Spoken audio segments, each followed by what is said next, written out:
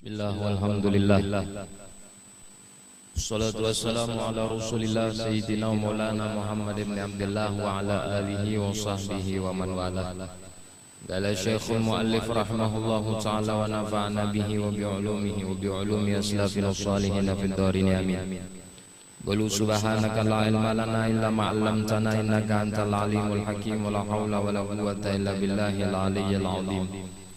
Rabbi shrah li sadri wa yassir li amri wahlul 'uqdatam min lisani yafqahu qawli wa saddid lisani wa hdi qalbi bihaqqi sayyidina Muhammad.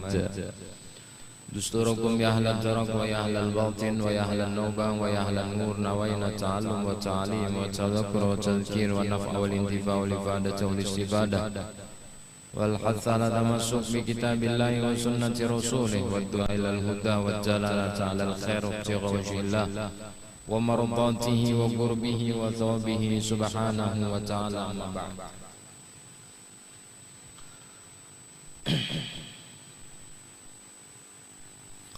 Wa min ahammil huquqi satrul awrati wa tafrijul qurbati wal muawanatu fil muhimmati wa qada'ul hajati wa ighathatul malhufi wa nusratul mazlumi.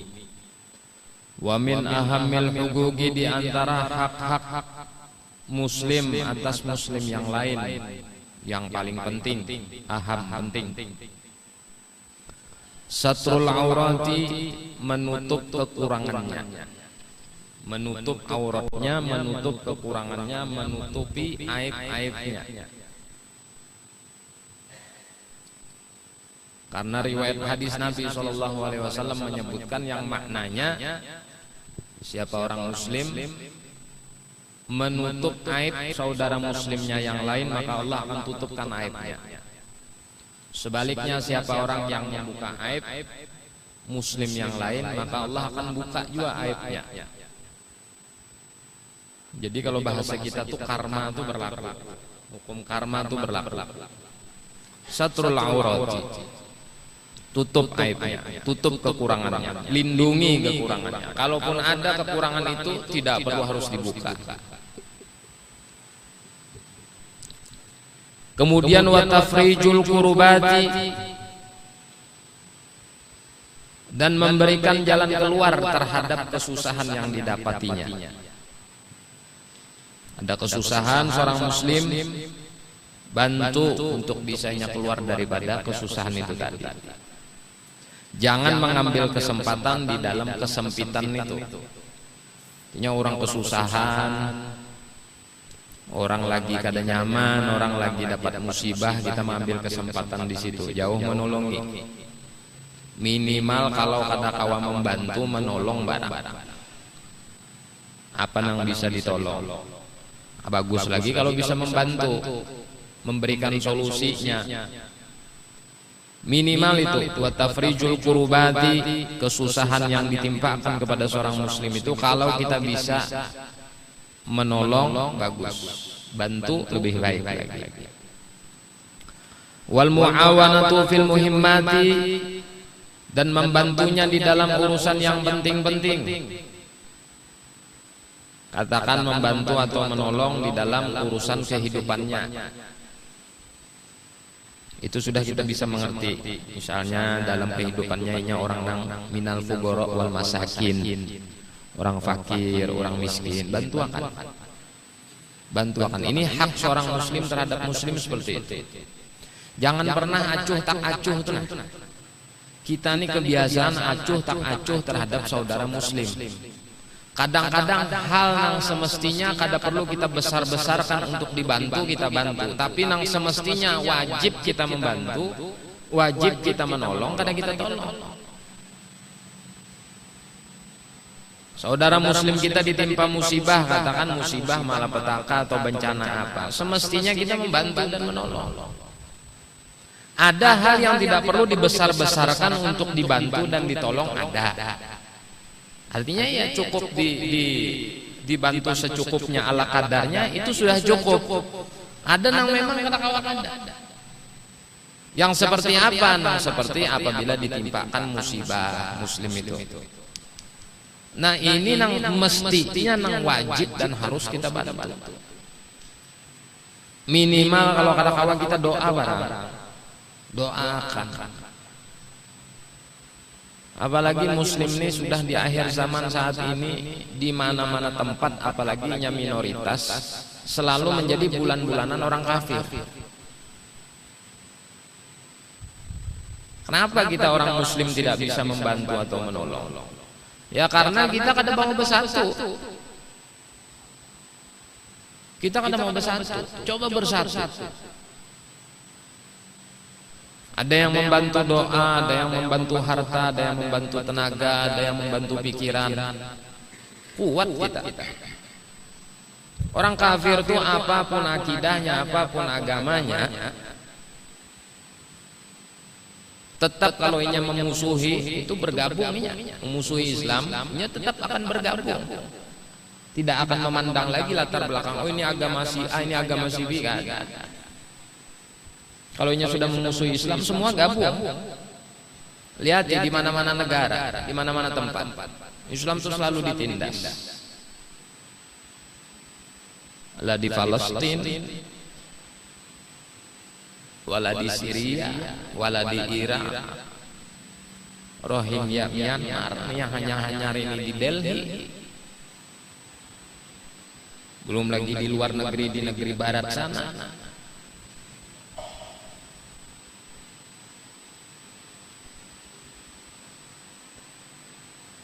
Bantu, ditolong dengan doakan muslim kita tuh.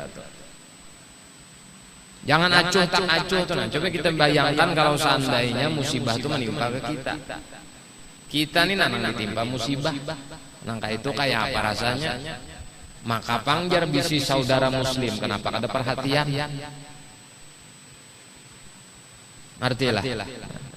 Sudah. Wa qada'ul hajat dan mengabulkan hajat. Ini diantara hak seorang muslim atas muslim yang lain, mengabulkan hajat semampu dan sekuasa kita. Selama hajat yang dikabulkan itu, selama hajat yang ditunaikan itu tidak mengarah kepada maksiat atau kemungkaran. Bila mengarah kepada maksiat dan kemungkaran, kada masuk lagi kategorinya. Ngabulkan hajat. Wa ighatsatul malhufi, dan menolong orang yang sedang dalam keadaan susah, ya sudah itu sama aja juga. Wa nusratul mazlumi, dan membantu orang yang terzalimi, membantu menolong orang yang terzalimi. Nah, apa orang yang terzalimi itu? Misalnya haknya diambil atau dirampas. Kita memiliki jabatan, memiliki kekuasaan, kita bantu dengan kekuasaan dan jabatan kita itu tadi mengembalikan hak orang yang terzalimi. Dan orang yang terzalimi ini doanya gobul. Orang terzalimi ini doanya kabul. Terlepas inya muslim atau tidak muslim, selama inya terzalimi, apabila inya minta balasan kepada Allah Ta'ala pasti tergobul. Ittaqu da'watal mazlum, fa innaha laisa bainaha wa bainallahi hijabun, atau kama qala Nabi. Takutlah kalian doanya, permohonannya orang yang terzalimi. Karena doa orang yang terzalimi itu tidak ada hijab antara dia dengan Allah Ta'ala, terlepas inya muslim atau tidak muslim. Makanya di dalam Islam itu haram perbuatan zalim itu. Bahkan Allah pun mengharamkan, inni haramtu nafsi 'ala dzulm, kata Allah. Dalam riwayat hadis qudsi, sesungguhnya aku mengharamkan diriku berbuat zalim. Padahal Allah seandainya berbuat tidak akan dikatakan zalim. Tetapi Allah sendiri menyatakan, aku mengharamkan diriku berbuat zalim. Jangan pernah berbuat zalim. Zalim itu sederhananya apa? Zalim itu sederhananya pengertiannya wad'u syai' fi ghairi mahallih. Meletakkan sesuatu bukan pada tempatnya. Ini sederhananya. Artinya hak orang semestinya diberikan kepada hak orang. Ini berhak mendapatkan, diberikan. Ini tidak berhak mendapatkan, jangan diberikan. Ini berhak mendapatkan, tidak diberikan. Ini tidak berhak mendapatkan, diberikan, itu namanya zalim. Jadi kalau dibahasakan lagi, merampas hak yang semestinya orang dapatkan. Zalim itu namanya. Aku ini umpama aku ini fakir, berhak mendapatkan zakat. Nang semestinya zakat nang ku dapatkan itu 500.000. Lalu aku dapat 250.000 aja. Nah berarti orang yang menunjuk aku tuh zalim namanya. Dan aku orang yang terzalimi karena aku berhak mendapatkan 500. Ada orang yang kada semisalku kriterianya, bukan fakir, bukan miskin, cukup berkecukupan dapat 500.000. Itu namanya memakan hak orang yang terzalimi. Itu zalim.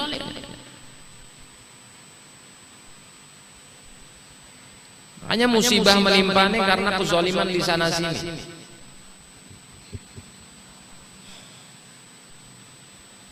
Menindas, mengintimidasi, zalim. Mengambil hak yang semestinya bukan hak ampuninya.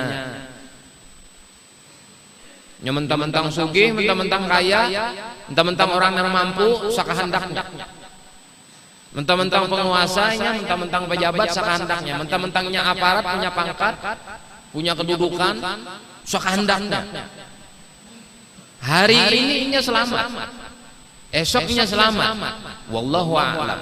Sebulan akan datang, 2 bulan akan datang, setahun akan datang. Dan kezaliman itu tidak akan berhenti selama inya tidak bertaubat dan inya meminta ampun dan ridho kepada orang yang dizalimi itu tadi. Akan terus berjalan itu kezaliman. Makanya kita melihat orang-orang itu kadang-kadang, naudzubillah, mudahan Allah selamatkan kita ya lah. Di masa-masa akhir kadang-kadang penyakit diperiksa kada baampihan. Diperiksa ke dokter mana aja kada ada penyakitnya. Bahasa orang kampung itu bertambah di kampung kada juga. Lawas penyakit nih sampai si ampun diri ini meminta supaya dimatikan aja. Saking kada sanggupnya lagi, kada mati-mati. Itu besar kemungkinan karena kezalimannya bahari. Jadi orang yang zalim itu tidak akan dimatikan selamanya kada merasakan kezaliman itu ditimpakan kepadanya. Artilah itu orang yang zalim. Nya senang merampas hak orang lain, nya kada mati selama haknya tidak dirampas orang. Kada bakalan matinya. Jadi dirasakan dahulu rasa sakit orang yang terzalimi itu tadi. Jadi jangan pernah sampai kita menzalimi orang. Bukan hanya itu, terbesit untuk berbuat zalim pun jangan, apalagi melakukan. Nah, ini hak kita sebagai seorang muslim atas muslim yang lain, nusratul mazlum, membantu dan menolong orang yang terzalimi. Wa i'anatud dha'ifi, dan membantu orang yang lemah, menolong orang yang lemah. Yang lemah itu semestinya ditolong, bukan ditindas. Dan realitas saat ini justru kebanyakan orang yang lemah itu jadi bulan-bulanan dan tindas-tindasan orang. Ditindas. Mentang-mentang inya lemah, mentang-mentang inya susah, mentang-mentang inya kada bisi kekuatan, lalu ditindas saja tak. Inya susah pak. Orang susah tak, mencuntan gumbili, penjara orang. Jadi lihat orang sugih itu merampas tanah ampun masyarakat, ada orang menjarakan. Itu di sebelah tuh panaskah, panas ke situ aja lah. Pindahnya panas tuh. Itu di samping tuh pindah kosong nah. Situ kah? Situ aja kan ke situ kah?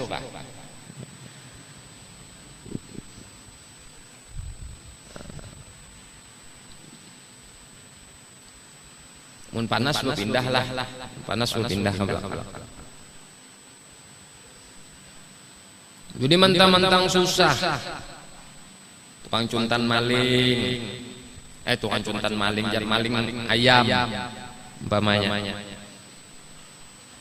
Cepat prosesnya. Menang sudah nang korupsi triliunan. Bejalanan batang hidungnya keliling-keliling mungkur sini aja. Ya ada juga nang ditangkap. Ada juga diadili. Kenapa? Karena ini bisi jabatan. Pokoknya bila orang tua lemah, susah, miskin, bila melanggar cepat prosesnya. Lu kan paham juga. Karena apa? Itu kan paham. Tapi bila orang tuh punya jabatan, punya kekuasaan, punya pengaruh, punya kekayaan, itu sedikit alot urusannya. Pahamlah alot tuh layak jar kita. Lambat. Kecuali orang banyak tahu sudah bahwa ini tuh zalim, kenyar. Hukum di dunia ini kayak ini bang. Hukum di dunia ini nang haram bisa jadi halal, nang halal bisa jadi haram.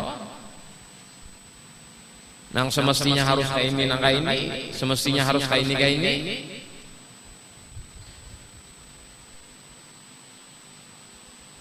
Orang sugih tuh memperkosa orang susah. Ini orang sugih, baduit orangnya, memperkosa orang susah. Paling 2-3 bulan prosesnya. Ibaratnya juga di penjara tuh, daripada mempatutakan aja, pahamlah mempatutakan tuh lah. Ya daripada kepada lah mencukupkan syarat aja. Coba mun orang susah memperkosa orang sugih. Mun kada habis gigi ini jangan sambat ngaranku. Gigi habis. Maaflah kemaluannya hancur.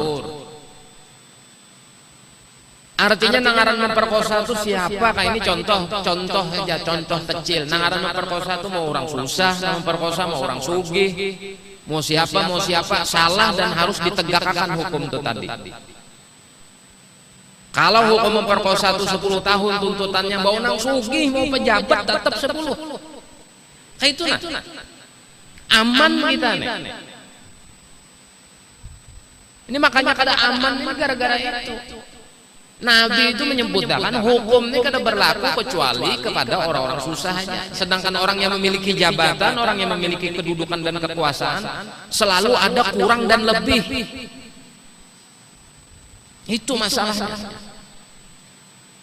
Coba ditegakkan hukum itu bujur-bujur. Udah ada harapan lagi ada nabi model-model. Nah memperkosa tuh misalnya tatak pakasnya tuh di tangan orang banyak, habis itu insya Allah sekian tahun akan datang kada lagi nama perkosa. Kenapa aja harus ditatak loh? Ika memperkosa itu merusak kehormatan. Kawal atau bulik pulang kehormatan itu tadi. Karena kawal, maka layak kemaluan ika pun harus dihilangkan. Karena kadang kalau dibulikakan juga sama konsekuensinya.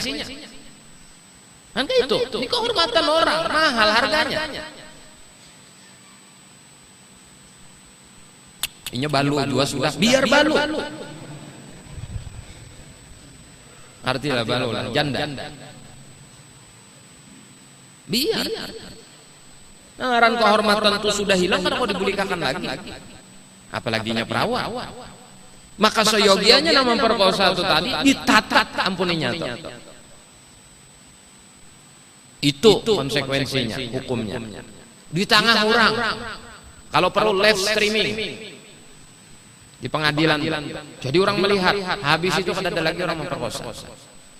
Itu hukum namanya. Seandainya umpamanya hukum itu bisa berlaku seperti itu, mestinya kayak itu. Merampok, membunuh umpamanya, tangkap, mati. Karenanya membunuh. Itu namanya nusratul mazlum tuh ya itu. Menolong orang yang terzalimi.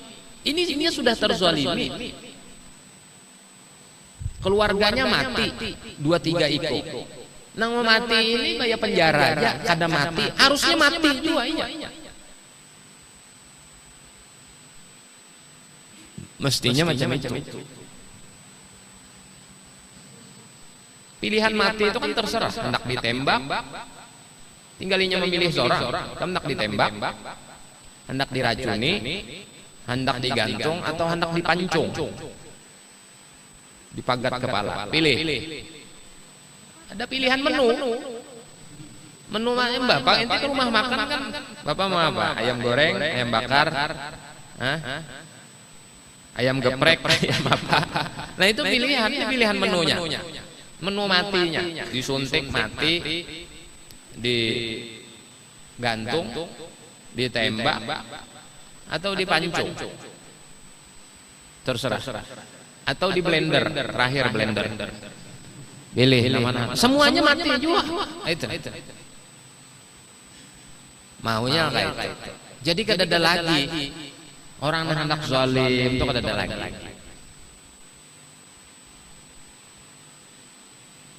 Orang yang memukul orang tuh memukuli orang sampai pecah mata orang, pukuli juga sampai pecah. Jadi ada algojo khusus memukuli sampai pecah. Kayak apa rasanya? Nah itu tak. Jadi hukum tuh akhirnya tegak, terciptalah kedamaian. Wa fil qisas hayah, kata Allah dalam Al-Qur'an. Di dalam menegakkan hukum qisas itu terdapat kehidupan. Maknanya orang akan tentram hidup.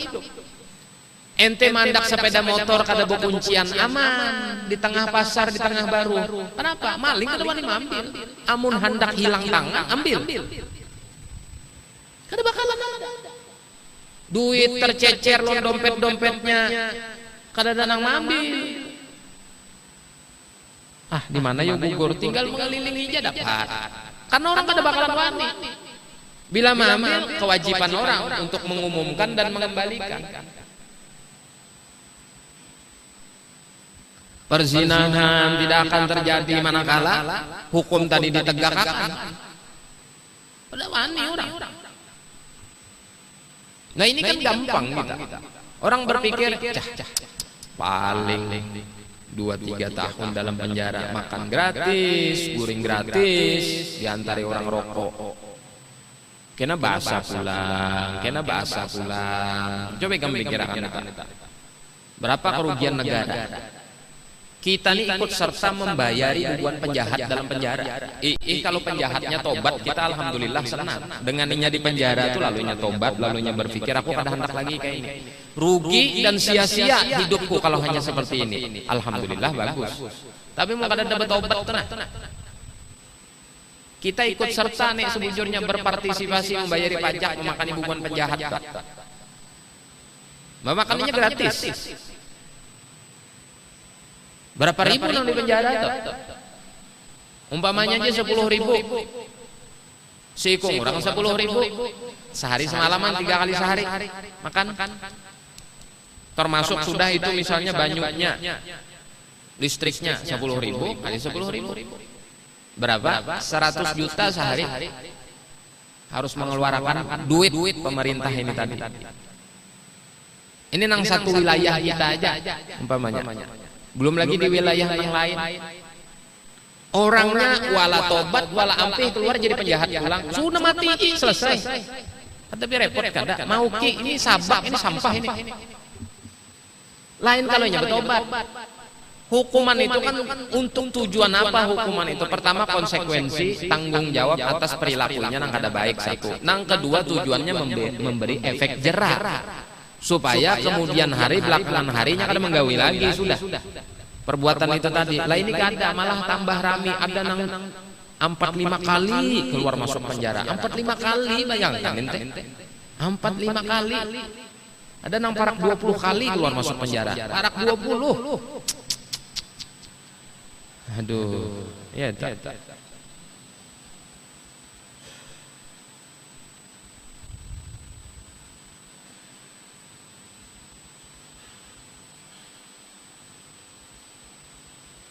Itu nang kicik-kicik nang di bawah, belum nang di atas. Artinya nang levelnya pejabat. Itu kamar penjaranya betipi, bagi pas angin. Bayar per bulan sekian. Nah, masih bayar menyewa lah bahasanya kan. Ada nang AC. Kena setengah bulan sekali berjalanan, nukar nasi goreng bobini. Kena boleh pulang ke penjara. Ini hukum apa ini? Orang kalau hendak belah penjara itu setengah meter kali setengah meter. Pas tuh, semeter kali semeter cukup. Di atas enak, nang padang panas tuh. Semeter kali semeter aja. Makan di situ, behera di situ. Rasain. Sebulan nangis tuh Bang. Jangan sebulan, sehari gin stres. Graung-graung semeter. Kamu bisa bayangkan semeter bedungkung kayak ini, semeter kali semeter, makan di situ, behera di situ. Diandak orang di atas pula, nang padang panas nang kayak ini. Mun malam kedinginan, siang kepanasan. Tobat Bang, nggak ada tobat sambal lagi, tobat bujur-bujur tobat orang itu.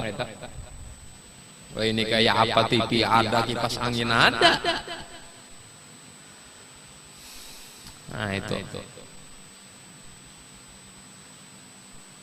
Makanya Abu Nuwas itu Abu Nawas deh. Namanya Abu Nuwas, Jawa Abu Nawas. Abu Nawas itu kada hendak jadi godi itu karena itu. Konon cerita menyebutkan abahnya sebelum wafat itu memanggil si Abu Nawas. Abahnya ini kan godi. Godi itu hakim. Hakim zaman dulu tuh, zaman Abu Nuwas itu. Ketika menjelang wafatnya dipanggil Abu Nawas ini. Disuruh mencium telinga kanan dan telinga kiri. Telinga kanan bau harum, telinga kiri bau busuk. Lalu apa kata sang abah? Inilah konsekuensi seorang hakim. Apabila inya baik dan benar menghukumi sebuah kasus, maka seperti telinga kanan harum surga yang menanti, yang menunggu. Sebaliknya bila inya menghukumi satu kasus itu kada adil, zalim karena nafsu, maka seperti telinga kiri busuk, neraka yang menanti. Akhirnya Abu Nawas itu kada hendak jadi godi. Semenjak wafat abahnya itu tadi, pura-pura jadi gila. Alasan agar kada jadi godi. Ada wah ini godi itu hakim dulu godi. Wah ini hakim sugih rumah kan jarang ada hakim yang ada sugih itu jarang. Sugih rata-rata. Bapak orang hendak kasus datangi hakimnya. Bayari berapa wani piro. Ya lo. Nang orang salah dibebaskan, orang kada salah dikasuskan. Jadi terkenal sudah saat ini tuh zaman ini tuh mulai zaman dulu sudah. Lebih-lebih zaman saat ini. Ya sudah kayak itu sudah gambarannya. Asalnya 10 tahun jadi setahun. Nang semestinya memang inya itu layak dapat 10 tahun. Lain kalau kasus misalnya aku nih kada tahu. Aku tertukari barang. Sekalinya barang itu barang kada beres. Aku nih kada tahu. Nah, ngaran orang kada tahu itu semestinya memang kada ada hukumnya. Sekalipun ada hukumnya, tentunya berbeda hukuman orang nang kada tahu dengan orang nang tahu. Itu berbeda. Ini orang nang kada tahu hukumannya 10 tahun. Nang jelas-jelas tahu melanggar setahun aja. Itu namanya zalim. Bila sudah kayak itu kejadiannya, maka kehancuran itu pasti terjadi. Hukum itu bila sudah kada ditegakkan, ujar Rasulullah, pasti antara kita ini akan berbenturan, bermusuh-musuhan.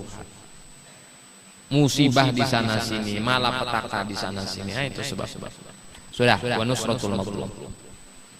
wa i'anatud dhaif, menolong orang yang lemah, wa taisiru 'alal mu'sir,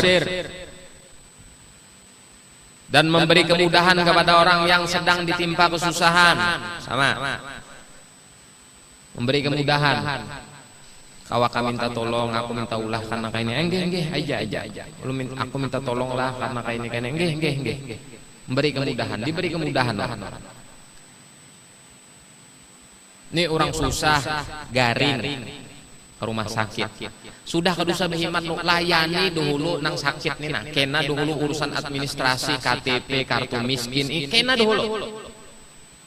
Ini jelas orang sedang kesusahan gitu, nah lain pura-pura susah. Ngerti lah.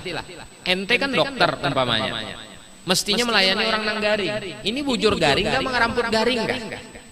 Kan ente tahu itu. Oh ini bujur garing, layani dulu.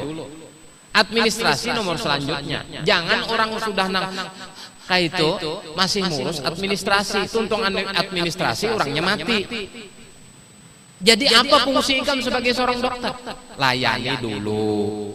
Hanya urusan administrasi. Semestinya nang kayak itu. Ya administrasi tetap jalan-jalan. Disinilah peran seorang pejabat dan pemerintah untuk mengayomi masyarakatnya. Lah kita ini kan bayar, kesehatan kan bayar. Ada kartu BPJS, udah na betakon BPJS itu kada bayar kah? Bayar kalau ada nang levelnya nang kayak ini, ada nang levelnya kayak ini. Artinya duit bubuhan nyawa juga digulung-gulung orang. Duit bubuhan ikam ini nah diputar-putar orang kasan bubuhan ikam juga. Berarti dalam hal ini pemerintah hanya mengelola aja. Ternyata tidak menggelontorkan dana, hanya mengelola aja. Mestinya kita ini dapat kesehatan gratis tanpa BPJS, karena kita ini sugih, kaya alam kita. Mana dong hasil kekayaan alam kita untuk mengobati orang susah aja harus bakar-kartu? Yalah, mestinya kita gratis. Di mana duitnya pemerintah kalau dapat loh hasil kekayaan kan ada. Kekayaan alamnya kan ada. Kenapa pulang kita harus bayar? BPJS itu gratis, karena gratis bayar itu tetap. Per bulan sekian, kali orang sekian, duitnya diputar-putar. Bila kada ada nang garing, dihasilkan kena duitnya, kasan keuntungan. Maka wah ini bila kada bayar bahaya toh. Ayo, coba. Semestinya kan cukup modal KTP aja. Oh ini asli orang Indonesia. Sudah. Gratis. Maunya sugih, maunya miskin. Ini rakyat Indonesia berhak hanya menikmati hasil alam kekayaan Indonesia. Realitanya apa? Bayar. Yang gratis tuh cuma haul aja yang gratis. Bensin gratis, alhamdulillah di haul. Masing-masing orang beramal luar biasa, masya Allah. Makanan gratis, itu aja nang setahulun nang gratis. Beurut gratis, isi minyak gratis. Masing-masing orang berlomba untuk kebaikan. Sudahnya makanannya banjir, berbagi duit, terlepaslah artinya inya hendak minta dipuji, ria atau ini ada unsur politik. Kita sampingkan dulu urusan itu. Cuma itu aja nang setahulun nang gratis-gratis. Selebihnya bak kami pun bayar. Yalah. Sekali setahun kita nih menikmati Kalsel aja Pak. Khusus Kalsel aja Bang. Di luar Kalsel kan belum mendapati Bang kita. Di Kalsel nih ya, bila menjelang haul guru, masya Allah. Itu aja setahu kita nang gratis. Coba nangka itu leh pemerintah tuh coba nangka itu. Rumah sakit gratis. Bensin katakan bayar aja juga murah dan di mana-mana ada. Maunya dah listrik gratis. Orang nang sekolah nih begaji, nang sekolah begaji, apalagi nang mengajar. Wih ini kan makin nang honor. Aduh, Kasihan kita.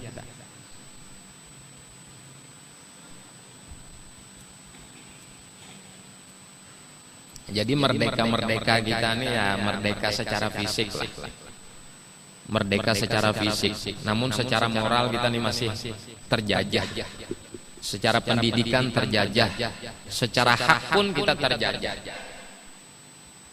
Nah itu. Wa tauqiru lil kabir. Di antara hak seorang muslim atas muslim yang lain apa? Wa tauqiru lil kabir. Menghormati orang tua. Warahmatu lis saghir, dan menyayangi yang kecil.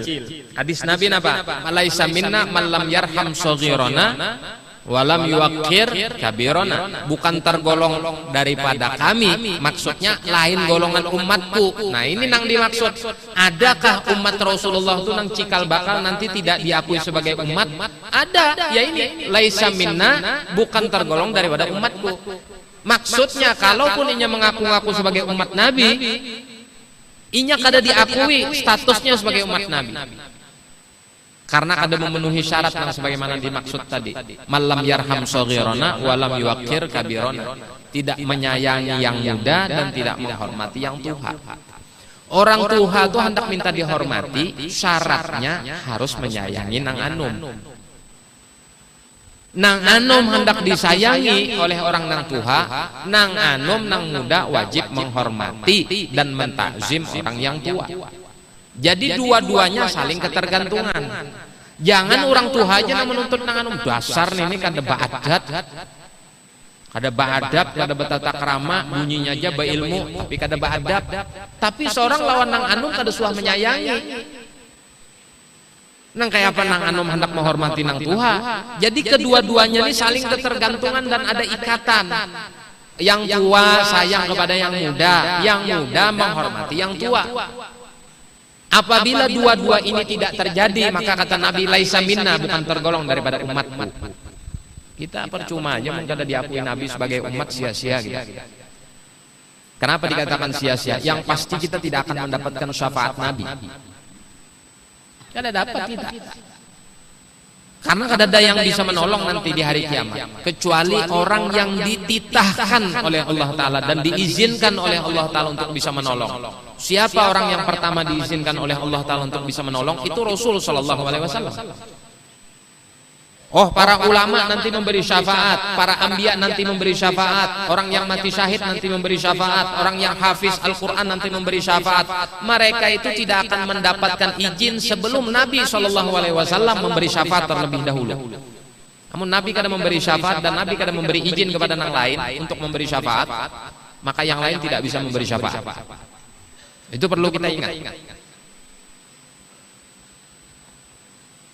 Jadi kunci syafaat itu andakannya di tangan Nabi.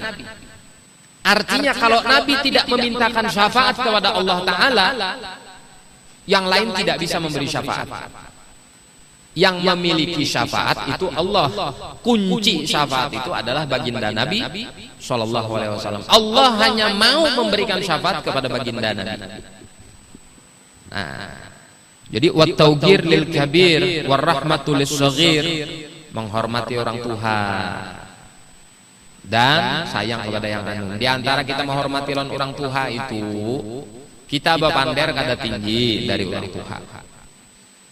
Besalaman lawan orang tua, orang yang lebih muda besalaman lawan orang yang lebih tua itu semestinya mencium tangan, semestinya. Baik tua secara umur maupun tua secara ilmu. Ada kadang-kadang orang tua mencium nang anum karena nang anum ini ilmunya lebih tinggi. Boleh jadi nang seperti itu. Alangkah bagusnya sama-sama mencium tangan. Yang anum ini mencium tangan lo nang tuha karena ukuran umur. Yang Tuhan ini misalnya mencium lo nang anum karena ukuran ilmu lebih tuha. Ilmunya lebih banyak. Sama-sama. Nah ini nang bagus. Mestinya kayak itu. Anum lonang tuha kakak ini aja. Ini anum benar orangnya halus. Umur 10 tahun, besalaman lawan orang tua nang umur 70, 60 nang kayak ini. Di mana itu pendidikan kita? Nah, alhamdulillah wah ini kita lihat sekolah-sekolah sebahagian, ada semua juga. Sebahagian sekolah-sekolah sudah menanamkan pendidikan adab nangka ini, cium tangan lawan orang yang lebih tua, lawan guru-guru.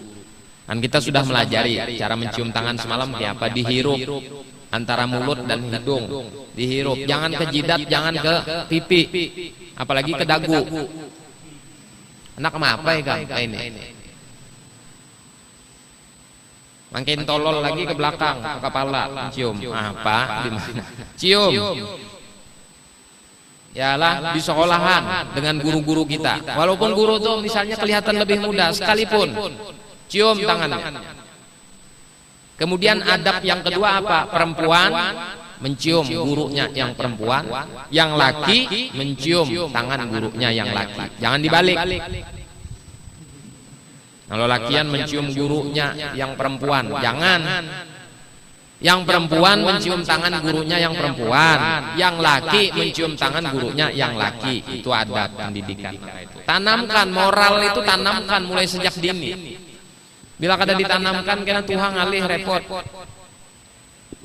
Disebutkan oleh pepatah mengatakan yang maknanya apa? Orang yang dididik adab itu semenjak lagi kecil laksana seperti pohon.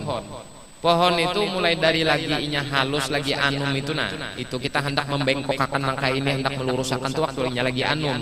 Kenanya bila sudah tua, dahannya nangka ini kadang kau dibengkokkan lagi, patah inya. Jadi peribahasanya kayak itu. Mulai anum sudah hendak diluruskan, misalnya tanaman tuh hendak diluruskan mulai lagi anum, mulai lagi hanyar, mulai lagi muda tanaman itu tadi. Jadinya lurus. Bilanya sudah tua, tanaman itu sudah lawas, dahannya sudah ganal, apalagi nangkai batang paha nangkai ini dahannya kadang awal lagi diluruskan. Hendak meluruskan pakai apa ente? Pilihannya cuma dua, dibiarkan bengkok atau dipatah sama sekali, dipotong. Nah itu adab moral. At-ta'allum fi shighar kan naqshi 'alal hajar. Orang belajar waktu lagi kecil, dididik semenjak lagi kecil seperti mengukir di atas prasasti. Maksudnya seperti menulis di atas bebatuan awet, sekian ratus tahun tetap ada tulisan itu. Wa ta'allum fil kibar kan naqshi 'alal ma. Belajar bila sudah tua, maksudnya dididik adab dan moral itu apabila inya sudah tua agak repot, seperti kita menulis tulisan di atas air. Kalaupun bisa juga, bisa kita menulis di atas baju tapi setumat aja hilang. Itu makna daripada pepatah itu tadi. Sudah. Wala yu'diya ahadan minal muslimin, dan janganlah ia itu menganiaya atau mengganggu salah seorang daripada muslim. Jangan menganiaya. Yu'zi menyakiti, yu'zi menyakiti, menganiaya orang muslim, dipukuli. Waduh, bahaya benar ini. Ini termasuk daripada hak seorang muslim atas muslim yang lain, jangan menganiaya, jangan menyakiti. Wa alla yastakhiffa bih, dan jangan inya meremehkan. Jangan meremehkan seorang muslim. Wa alla yahtagirahu wa la yakhzulahu, dan janganlah ia merendahkan apalagi menghinakan. Jangan. Wa la yaskharu minhu, dan jangan wa la yaskhara minhu. Boleh juga wa la yaskharu minhu, boleh. Wa la yaskhara minhu, jangan ia mengejek-ngejek. Wa la yastahzi bihi, dan mengolok-olok. Ya, di antara hak seorang muslim atas muslim yang lain mengejek-ngejek, mololok, jangan. Mejek-ngejek, mololok, ngululu bahasa kita orang Banjar. Jadi diululu orang. Misalnya inya cacat diululu, tangannya nangka ini diululu. Ini mejek namanya. Ngolok-olok namanya. Wa la yaghsha hadan minal muslimin, dan jangan menipu terhadap orang muslim, jangan menipu. Jangan menipu-nipu. Man ghasyana falaysa minna, kata Rasulullah. Siapa orang yang menipu, falaysa minna, bukan tergolong daripada umat kami. Menipu. Khususnya yang biasa menipu ini nang pedagang, penjual tuh. Kalau barang kada bagus, padahkan kada bagus. Barang nomor 2, padahkan barang nomor 2. Barang nang asli, padahkan nang asli. Barang nang KW palsu, padahkan nang palsu. Nang kayak itu. Ada perlu kita harus memadahkan nang modal, kada perlu. Itu modal tuh rahasia. Cara mengolahnya supaya nyaman itu rahasia. Cuma yang perlu kita padahkan, kalau barang ini kualitasnya kurang, kita padahkan kualitasnya kurang. Maksudnya ini jar orang asli lah, orisinal lah.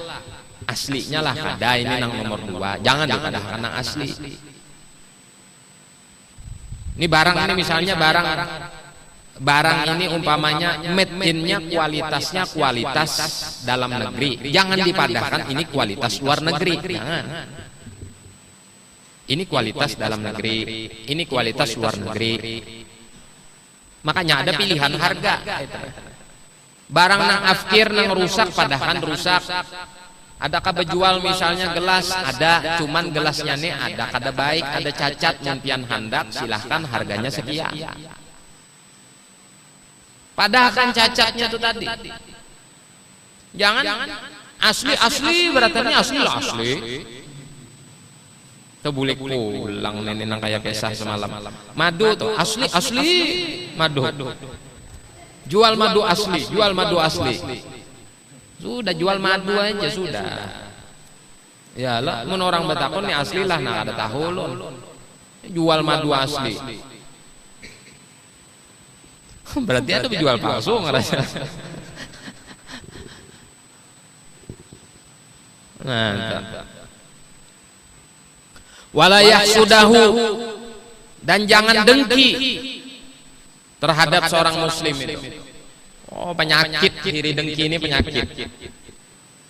Syaratnya orang hendak dengki itu harus seprofesi. Pedagang kada mungkin dengki lawan ulama. Masa iya pedagang dengki lawan ulama? Hah? Gak ada. Tukang beca behiri lawan pedagang kan mungkin. Tukang beca, pedagang, ulama. Orang alim, pejabat. Aparat dua. Dengki, hasud. Paham lah. Bahasa Arabnya itu hasad. Al-hasad yaqulul hasanat kama ta'kulun narul hattab. Dengki itu memakan seluruh kebaikan sebagaimana api memakan kayu bakar, dan penyakit dengki ini sampai ke kubur tetap itu berjalan, sampai ke hari kiamat tetap itu berjalan. Tapi kalau penyakit stroke, kencing manis, jantung, kolesterol, bila sudah meninggal selesai. Kadada orang sampai ke kubur penyakit kolesterol, kencing manis, stroke, jantung, kadada. Kalaupun ada pasti ada dokter spesialis jantung, kencing manis, kolesterol maupun asam urat nang di dalam kubur, pasti ada dokter spesialisnya ke dalam kubur. Ada ini. Tapi kalau hasud dengki ini sampai ke dalam kubur, jangan dipelihara penyakit dengki ini, karena orang penyakit jantung itu kebanyakan gara-gara sifat dengki. Kita ini berpenyakitan di awak, terlepas itu medis maupun non medis, itu kebanyakan gara-gara dosa. Dengki, hiri, ria, sum'ah, sombong, itu menimbulkan penyakit di batang tubuh kita. Makin lagi dengki. Dengki itu bisa menimbulkan liver, bisa menimbulkan jantung. Kenapa? Karena ini dengki lihat musuhnya berhasil lalu kada makan. Liver akhirnya. Kronis liver, penyakit kuning, tekanan jiwa, apa gerang dengki itu ya Allah. Sudah, kalau sudah, emang gua pikirin, mending kayak itu, apa ngurusi hidup orang gitu. Hal yang semestinya jangan kita urusi. Ini kita nih makanya datang penyakit itu gara-gara itu diantaranya. Mengurus hal yang semestinya jangan kita urus. Hal yang semestinya kita urus, ada kita urus. Kemungkaran terjadi kata kita urus. Maksiat terjadi kata kita urus. Kerusakan yang terjadi kata kita urusi. Tapi urusan kehidupan orang kita urusi. Urusan pribadi orang kita urusi. Nah ini terbalik ini. Melihat orangnya pina berhasil, bulah sarang pulang, sakit pulang, opnama pulang, aduh, hakon sakit-sakit diri, maaf apa nang itu. Si anu aja bulah sarang pulang, alhamdulillah mu kau banyaki, tambahi lagi. Kamu kawak itu. Syukur alhamdulillah nyaman jo muninya sugih, iyalah muninya sugih aman, cuma muninya susah kena baca cuntan pulang. Nah, kan mantap nang itu. Bagus saja alhamdulillah, ikan bang kada aku memang kada ada rezekinya, mun aku ada rezekinya alhamdulillah aku kawa. Nyaman dinikmati aja hidup, apa sakit-sakit. Bahasut-hasut segala macam, bedengki-dengkian segala macam napa? Ya napa penyakit jantung tak? Walayah sudah walayah gida alaihi, dan jangan bersifat dendam terhadap muslim. Apa dendam-dendamnya lah, menyakiti hati, menyakiti diri, berdendam-dendam. Tidak nyaman ketika dizolimi orang itu tidak masalah, semua orang tidak nyaman. Kita dizolimi orang, disakiti orang, ada nyaman itu wajar. Tapi untuk dendam apa dendam? Berdendam-dendam bihimahimat, ya Allah, menyakiti diri. Wala yadhunna bihi su, dan jangan berburuk sangka. Jangan berburuk sangka pada tempatnya. Pada tempatnya. Ada sesuatu yang memang kita harus waspadai. Bukan buruk sangka. Waspada boleh, memfitnah jangan, buruk sangka jangan. Waspada tetap. Ya apa waspada? Ini aman. Tempat ini tetap kita kunci sepeda motor kita rantai. Itu namanya waspada. Masyru' fil Islam, disyariatkan dalam Islam waspada. Iyalah, celengan dalam masjid, gemboknya 5, pakai rantai pulang. Waspada, ada masalah. Waspada. Masjidnya betutup, berpenjaga. Pertama masjid. Yang kedua betutup masjidnya. Yang ketiga ada security-nya. Kemudian celengan masjidnya, wadah duitnya itu tadi bagembok 5 buting. Limbah itu pakai rantai pulang ke tihang masjid. Waspada, tidak masalah. Masyru' fi syariah, disyariatkan. Waspada, iyalah kenapa? Mungkin musim maling. Nah, apalagi ini maling kada berpilih lagi. Kalau dulu maling itu masih bertata krama. Kayak apa maksudnya bertata krama? Nya bececuntan wadah orang nang pina pemalar aja. Mana bertata krama? Nang kada tapi bejakat, nang kada tapi bersedekah, nang pina pemalar di kampung kada tapi mau kurang lebih lawan masyarakat di kampung. Kada tapi ketujuh bebebari. Biasanya dinaiki maling tak? Nah, artinya masih bertata krama. Wah ini kada lagi dah. Pukul habis dah ini maling. Beramu aja sudah beratan nang pemalar kah, nang pemurah kah, masjid yang dinaiki maling. Wah ini sound system setumat hilang. Nah, wah ini kada tapi bertata krama lagi maling sudah. Rupanya maling dahulu bertata krama. Maling tuh bertata krama tak? Walaupun inya maling, sungguh pun inya maling tetap bertata krama. Artinya memang tetap salah lah. Ngaran maling itu tetap kada benar. Tetapi kan beda kualitas maling dahulu dengan wahini. Dahulu itu masih beradab. Nang dimalingi biasanya orang-orangnya nang pemalar, nang kada mau kurang lebih lawan orang, nang ketujuh zalim lawan orang lain, merampas hak orang lain, mentang-mentangnya sugih. Nah ini biasa dinaiki maling. Nang pemurah aja orangnya kada harapan jarang. Apalagi maling tuh sawat mengambil lah duit wakaf kada mungkin. Ini tuh hutan mana ketulahan maling tuh juga. Ini maling acar berait wah ini. Oh, tapi kawal lagi sudah wah ini nang pindah sesembarangan. Makanya celengan-celengan masjid tuh rata-rata wah ini isinya duit logam aja lagi. Bila ada sudah 100.000 ambil panitia bercapat. Iyalah disimpani, dimasukkan ke dalam kas. Nah itu. Soalnya bahaya itu sudah. Bahaya sudah kayak itu. Nah, terlepas itu tadi pembahasan kita apa? Waspada boleh. Ente waspada silahkan. Di majelis ini kunci setang, kalau kok apa-apa waspada silahkan. Tapi suuzon, berburuk sangka jangan. Selama memang hal tersebut tidak bisa diburuk sangkai.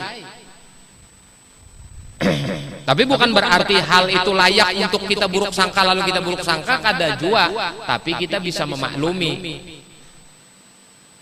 Orang ini memang terkenal maling misalnya, maling orangnya, kada ada sejarahnya nya bertobat, bahkan duit wakaf pun diambilnya, lalu datang ke masjid, lalu kita jangan-jangan hendak mengambil. Jangan suuzon, kada boleh buruk sangka kita. Ya memang semestinya kada boleh kita buruk sangka. Tetapi karena kondisi yang mendesak kita harus seperti itu, mau tidak mau dimaklumi orang seperti ini. Makanya ada istilah waspada boleh, menuduh jangan. Nah, buruk sangka itu hampir mendekat menuduh walaupun tidak menuduh. Belum masuk lagi kadarnya itu kadar menuduh, belum lagi buruk sangka tuh. Tapi hampir mendekati menuduh. Buruk sangka jangan, apalagi menuduh jangan sampai terjadi. Tapi waspada tetap harus waspada. Artilah makan waspada kita, hati-hati kalau makanan ini kada bersembelih, waspada biasa. Lalu kita memilih iwak, memilih intalu umpamanya, waspada. Bukan kita memfitnah, bukan kita suuzon, kada waspada. Wala yadhunna bihi su, jangan pernah suuzon, buruk sangka terhadap seorang muslim. Wan yahtamma bi umuril muslimin, nah ini penting. Dan memperhatikan urusan-urusan kaum muslimin. Artinya apa? Maknanya apa? Kesusahan kaum muslimin itu kesusahan kita. Kesenangan dan sukacita kaum muslimin itu kesenangan dan sukacita kita. Jangan kita sekali lagi acuh tak acuh terhadap urusan muslim. Doakan orang muslim tuh minimal, kalau kita kada kau membantu, doakan semoga diberi kemudahan, semoga diselamatkan, semoga dilindungi. Makanya kita sumbayang asar, lawan sumbayang isya, bekunut nazilah, itu kita mendoakan kaum muslimin. Karena kita kada tahu di tempat yang mana kaum muslimin itu ditimpakan musibah. Kunut nazilah itu kan diperuntukkan untuk kaum muslimin nang ditimpa musibah. Saat ini rata-rata kaum muslimin kebanyakan di mana-mana penjuru dunia ditimpa musibah. Entah itu musibah bencana alam, fenomena alam, atau bencana nang ditimpakan, musibah nang ditimpakan kepada kaum muslimin itu ditindas. Di mana mereka itu minoritas pasti ditindas. Yalah, di Indonesia ini jangan aman muslim. Di luar itu sulit sudah dikatakan aman. Nang dipaksa untuk toleransi itu cuma orang muslim aja. Nang di luar muslim kada ada toleransi. Jarang. Hampir kebanyakan nang jadi korban itu selalu muslim. Di Cina muslim, Rohingya muslim, di India, Kashmir, Delhi segala macam muslim, Irak muslim, Suriah muslim, di mana-mana lagi. Di luar negeri sana nang penembakan nang 40 ikung nang di dalam masjid tuh santai aja nembak nang kayak main pelem, kayak main video game ya apa nembak. Korbannya siapa? Selalu muslim. Bingung kita, kenapa muslim terus korbannya? Bila ada nang selain muslim, pasti tuduhannya itu kepada muslim juga tak, fitnahnya. Padahal usut ternyata itu fitnah aja. Ternyata itu sabotase aja. Ternyata itu skenario aja. Selalu muslim nang jadi korban. Doakan. Nah, kita kadang mau membantu tenaga, kadang mau membantu dana, kadang mau membantu pikiran, doakan. Doakan. Dalam sholat kita hafal kunut nazilah, doakan agar muslim diberi Allah kemenangan, diberi Allah pertolongan, dibantukan oleh Allah Ta'ala. Yalah. Nah, itu tanda kita perhatian lawan kaum muslimin. Tanda kita perhatian. Dan ukuran tolak ukur seorang itu beriman, sejauh mana rasa keprihatinannya terhadap saudaranya yang muslimin. Itu ukurannya. Ente kada ada perhatian lawan kaum muslimin. Di situ letak bahwa iman ente sangat kurang. Bisa boleh jadi ente kada beriman. Tapi ente perhatian non kaum muslimin, ente gembira ketika kaum muslimin mendapatkan sukacita, ente sedih ketika kaum muslimin mendapatkan duka cita. Di situ besar kemungkinan iman ente sempurna dan iman ente bagus kadarnya itu tadi. Mudahan kita dianugerahkan oleh Allah Subhanahu wa taala keimanan yang sempurna, hidayah dan taufik dan istiqamah sampai akhir hayat dalam keadaan husnul khatimah. Amin ya rabbal alamin. Ala hadhihi niyatin shalihah wa ala man bihi salafus salih bi sirri wa bihaqqi wa bi hurmati suratil Fatihah ila hadratin nabi.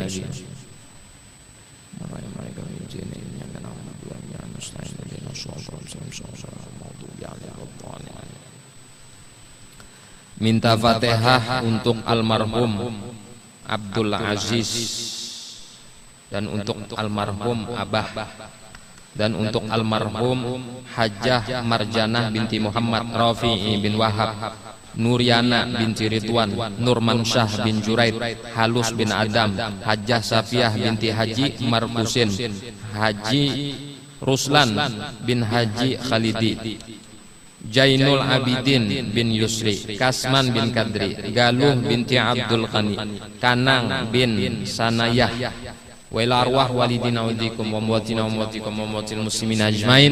Syai'ulillah lahumul Fatihah. Bismillahirrahmanirrahim. Alhamdulillahirabbil alamin arrahmanir rahim. Maliki yaumiddin. Iyyaka na'budu wa iyyaka nasta'in. Ihdinas shiratal mustaqim. Shiratal ladzina an'amta 'alaihim ghairil maghdubi 'alaihim waladdallin. Amin. Kemudian minta Fatihah gasan orang garing atas nama Megawati binti Nurdin dan Fatihah untuk Sarbani bin Samlan, semoga rajin ibadah. Fatihah Muhammad Zainal Ilmi bin Subli, semoga menjadi anak yang soleh dunia akhirat. Dia minta Fatihah untuk anak kami Hadi Husadi bin Haji Rusman S, supaya menjadi anak yang soleh dan benar. Amin. Minta Fatihah untuk Haji Basuki Nurani bin Haji Abdurrahman, semoga diberikan kesembuhan dari sakit mata sebelah kanan. Ala hadhihi niyyah wa kulli niyatin shalihah jami'atin li khairatid dunya wal akhirah wa ala ma nawabihi salafus salih bi sirri wa bihaqqi wa bi hurmati suratil Fatihah. Bismillahirrahmanirrahim. Alhamdulillahirabbil alamin arrahmanir rahim maliki yaumiddin. Iyyaka na'budu wa iyyaka nasta'in. Ihdinas shiratal mustaqim. Shiratal ladzina an'amta 'alaihim ghairil maghdubi 'alaihim waladdallin. Amin. Sedikit himbauan, siapa yang hendak tulak haul, hati-hatilah di jalan ini. Informasi di jalan ini padat dan sudah ada nang kecelakaan. Jadi nang hendak tulak tuh hati-hati, diperhatikan bujur-bujur kelengkapannya, baik helm apa dan sebagainya, dan kedusah belaju-laju kaitan lah, kedusah belaju-laju apa dan sebagainya. Diperhatikan bujur-bujur. Ini orang nang padat nih, sulit petugas untuk memperhatikan. Jadi kita aja lagi nang berhati-hati. Itulah. Dan ini bulik nih kena juga hati-hati. Karena kita berbenturan kena. Ini nang mungkin nang tulak mulai Puruk Cahu, Muara Tewe, mulai Palangka, mungkin juga hendak nang kadang mulai Palangka, nang mulai Ampah segala terbentur kena kita. Jadi hati-hati di jalan, diperhatikan bujur-bujur, jangan ngebut-ngebutan, jangan hendak bercepat-cepatan. Bismillahirrahmanirrahim. Alhamdulillahirabbil alamin. Allahumma shalli ala sayyidina Muhammad wa ala alihi wa sahbihi ajmain. Allahumma anfa'na bima 'allamtana wa 'allimna ma yanfa'una wa zidna ilma, walhamdulillah ala kulli hal wa na'udzu billahi min ahwali ahli an-nar. Allahumma inna nas'aluka fahman nabiyyin haddal mursalin wa ilhamal malaikatil muqarrabin. Allahumma aghnina bil 'ilmi wa zayyina bil halmi wa akrimna bit taqwa wa jammilna bil 'afiyah. Allahumma inna na'udzu bika min 'ilmin la yanfa wa min qalbin la yakhsha min adaiyatin mustajabu laha. Rabbana atina fid dunya hasanah wa fil akhirati hasanah wa qina adzabannar. Sallallahu wasallam ala sayyidina Muhammad wa ala alihi wa ashabihi ajmain. Walhamdulillahi rabbil alamin. Taqabbalallahu minkum taqabbal ya karim. Hati-hatilah di jalan, hati-hati.